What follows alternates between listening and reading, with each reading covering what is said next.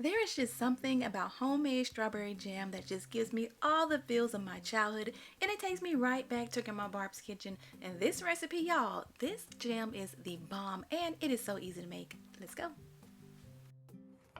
Okay, so I've washed my strawberries, so I'm going to go ahead and just remove the tops. I'm going to dice these up into little small pieces. If you want a really smooth finished jam, then you can place this in a blender.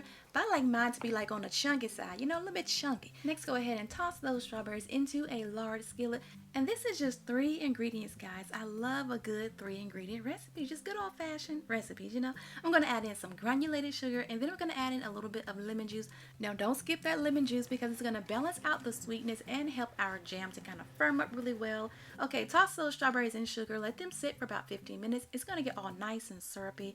Now you want to crank up the heat, and we're going to warm up everything so that all the sugar melts and everything is perfectly syrupy and beautiful and shiny like this right here.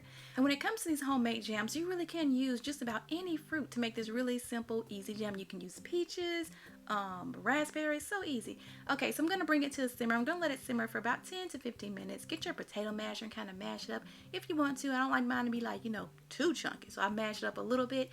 Okay, so once it has started to thicken up, I'm going to bring it to a rolling boil.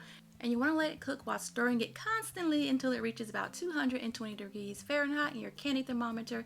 Then you want to go ahead and remove it from the heat. I like to skim off any of the foam on top. You know, I'm going to pour this into my sterilized jar here while it's nice and hot, okay? You want to put that lid on while it's nice and hot as well. But that's pretty much it. Let it sit until it is room temperature and then pop it into the fridge and let it firm up completely. And you got some homemade jam, y'all, that will put that grocery store stuff to shame, y'all. Like, for real, you'll see when you make it. And if you do, let me know how you like it, all right? Later.